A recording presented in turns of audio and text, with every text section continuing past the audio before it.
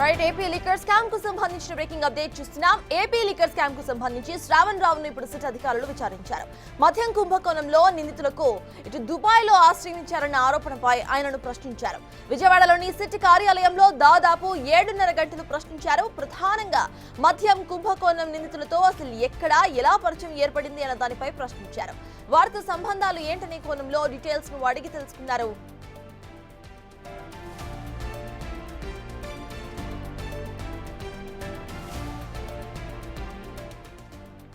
మద్యం కుంభకోణం కేసులో నిందితులుగా ఉన్న పురుషోత్తం, బూనేటి చాణక్య సహా మరికొందరు దుబాయ్లోని పారామౌంట్ టవర్ హోటల్లోని తన ఫ్లాట్ కు వచ్చేవారని విచారణలో శ్రావణ్ రావు వెల్లడించారు. ఫిబ్రవరి, మార్చిలో దాదాపు 50 రోజులు తన ఫ్లాట్లోనే ఉన్నారని అన్నారు ఆయన. అయితే వారు మద్యం కుంభకోణంలో నిందితులని తనకు తెలియదని శ్రావణ్ రావు విచారణలో వెల్లడించారు. మద్యం స్కామ్ లో నిందితులతో తనకు ఓ ఫ్రెండ్ ద్వారా పరిచయం ఏర్పడిందని చెప్పారు శ్రావణ్.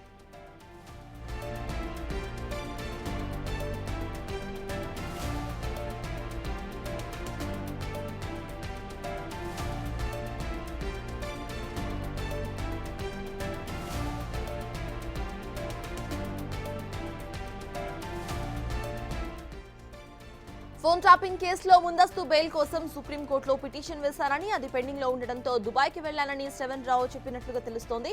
అదే సమయంలో కొందరు స్నేహితుల ద్వారా పురుషోత్తం, చాణక్యతో సహా మరికొంతమంది తన ఫ్లాట్ కు వచ్చేవారని అన్నారు.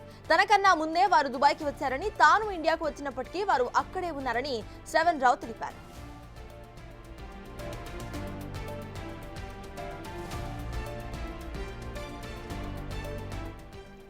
ఇక మద్యం కుంభకోణం కేసులో ప్రధాన నిందితుడు రాజ్ కసిరెడ్డితో సంబంధాలపై ప్రశ్నించగా హైదరాబాద్ లో ఉన్నప్పుడు పరిచయం ఉందని చెప్పినట్లుగా తెలుస్తోంది.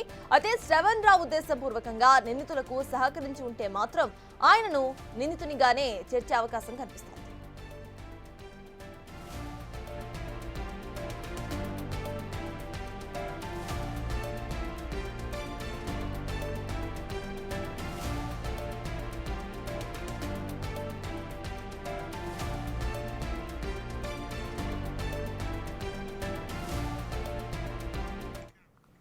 ఏపీ లిక్కర్ స్కామ్ కు సంబంధించి శ్రావణ్ రావును సిట్ అధికారులు విచారించారు. దీనికి సంబంధించిన పూర్తి అప్డేట్స్ మా ప్రతినిధి శివ అందించడానికి సిద్ధంగా ఉన్నారు.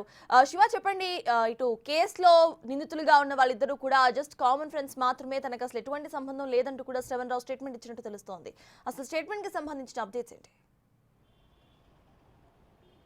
ఇటు సత్తాజ్ మొత్తం మీద చూసుకుంటే లిక్కర్ కుంభకోణం వ్యవహారంలో టెలిఫోన్ ట్యాపింగ్లో కీలక సూత్రధారి, పాత్రధారిగా ఉన్న శ్రావణ్ రావుని నిన్న విజయవాడ సిట్ అధికారులు దాదాపుగా 7 గంటల పాటు సుదీర్ఘంగా విచారించిన పరిస్థితి కనిపించింది. దీంట్లో వారిద్దరూ ఎవరైతే చాణక్య కావచ్చు, లేకపోతే బుల్లెట్ విషయానికి సంబంధించి కావచ్చు, లేకపోతే చెవిరెడ్డి అనుచరులు కావచ్చు, వీరంతా కూడా తనకంటే ముందుగానే అక్కడ దుబాయ్లో ఉన్న పరిస్థితి కనిపిస్తూ ఉంది. నాకు వారికి కామన్ ఫ్రెండ్స్గా ఉన్న కొంతమంది వ్యక్తుల ద్వారా వారు నాకు పరిచయం అయ్యారు. నేను వెళ్ళేసరికి దుబాయ్లో ఉన్నారు. ఆ తర్వాత వాళ్ళు ఆ ఫ్లాట్ని లీజుకు తీసుకోవడం జరిగింది. దాదాపుగా ఫిబ్రవరి 27 నుంచి 50 రోజుల పాటు తన ప్లాట్లో ఉన్నట్టు తెలిసింది. అప్పటికి అంటే నాకు పరిచయం అయిన నాటికి వారు లిక్కర్ కేసులో ముద్దాయిలు, నిందితులని తనకు తెలియదని చెప్పి తర్వాత తెలిసిందని చెప్పి కూడా ఆయన సిట్ అధికారులు ఎదుట వాంగ్మూలం ఇచ్చిన పరిస్థితి కనిపిస్తోంది. అలాగే టెలిఫోన్ ట్యాపింగ్ వ్యవహారానికి సంబంధించి తాను ముందస్తు బెయిల్ పిటిషన్ దాఖలు చేశాను. ఈ అంశానికి సంబంధించి తాను దుబాయ్లో ఉన్నాను. సో దుబాయ్లో బెయిల్ పిటిషన్కి సంబంధించి తీర్పు వచ్చే వరకు అక్కడ ఉన్న నేపథ్యంలో వీరితో పరిచయం ఏర్పడింది తప్ప ఈ లిక్కర్ కేసుకి తనకి ఎటువంటి సంబంధం లేదు, కావాలనే రాజకీయ కోణంతో తనను ఇరికించే ప్రయత్నం అయితే చేస్తున్నారని చెప్పి కూడా ఆయన చెప్పినట్టు తెలుస్తోంది. అలాగే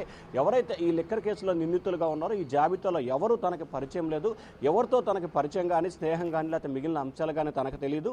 కేవలం తాను దుబాయ్లో ఉన్న సమయంలోనే, తనకంటే ముందుగానే వాళ్ళు దుబాయ్లో ఉన్న నేపథ్యంలోనే వారితో పరిచయం ఏర్పడింది తప్ప వేరే ఉద్దేశం లేదని చెప్పి కూడా చెప్పారు. అయితే సిట్ అధికారులకు అందుతున్న సమాచారం ప్రకారం లిక్కర్ కేసు వ్యవహారానికి సంబంధించి కూడా కొంత నగదుని శ్రావణ్ రావు చేతుల మీదుగా కూడా తెలంగాణ నుంచి ఆంధ్రప్రదేశ్కి తరలించడంలో కొంత కీలకమైన పాత్ర పోషించినట్లు కూడా అధికారులు అయితే ధృవీకరించినట్టు తెలుస్తోంది. ఆ అంశాలకు సంబంధించి కూడా ఆయన వద్ద నుంచి ప్రశ్నలు లాగే ప్రయత్నం అయితే చేసినట్టు తెలుస్తోంది. కానీ వాటికి సంబంధించి నాకు సంబంధం లేదు, తెలియదని చెప్పి కూడా చెప్పినట్టు తెలుస్తోంది. దాదాపుగా 25 ప్రశ్నలను సిట్ అధికారులు శ్రావణ్ రావుని ప్రశ్నించారు. కానీ ఏ ప్రశ్నకు కూడా ఆయన సరైన సమాధానం చెప్పలేదని తెలుస్తోంది. అయితే నిన్న 7 గంటల పాటు విచారించిన సమయంలో సిట్ అధికారులకు ఏమాత్రం కూడా సహకరించదని తెలుస్తోంది. మరొకసారి శ్రావణ్ రావు రావుని విచారణకు పిలవాలని చెప్పి కూడా భావిస్తున్నారు. అయితే శ్రవణ్ రావుని విచారణకు పిలిచేదానికి ముందు ఆకర్ష్ ఎవరైతే శ్రవణ్ రావు వ్యవహారాన్ని వెలుగులో తీసుకొచ్చారో ఆకర్షణ హైదరాబాద్ చెందిన వ్యక్తిని మరొకసారి విచారణకు పిలిచి అతన్ని పిలవాలా లేకపోతే వీరిద్దరిని కలిపి మరొకసారి విచారణకు పిలవాలా అనే దానికి సంబంధించి సిట్ అధికారులు నిర్ణయం తీసుకోబోతున్నట్టు తెలుస్తోంది. అయితే లిక్కర్ కేసు వ్యవహారానికి సంబంధించి శ్రవణ్ రావు పాత్ర ఉన్నట్లు కూడా సిట్ అధికారులు అయితే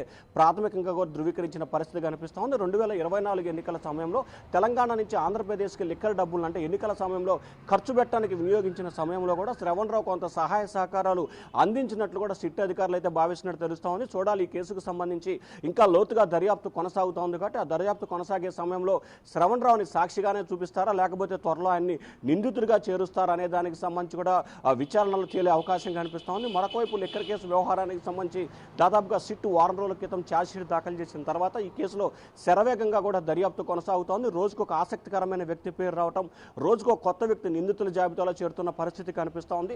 మొత్తం మీదైతే శ్రవణ్ రావు వ్యవహారానికి సంబంధించి కూడా ప్రస్తుతం తెలుగు రాష్ట్రాల్లో సంచలనంగా మారిపోయిన పరిస్థితి కనిపిస్తోంది. ఒకవైపు లిక్కర్ కేసు, మరొకవైపు టెలిఫోన్ ట్యాపింగ్ వ్యవహారంతో రెండు రాష్ట్రాల్లో రెండు సంచలనమైన కేసుల నేపథ్యంలో కూడా హాట్ టాపిక్గా మారిపోయిన పరిస్థితి కనిపిస్తోంది. సత్తాస్. Right, thank you Shiva.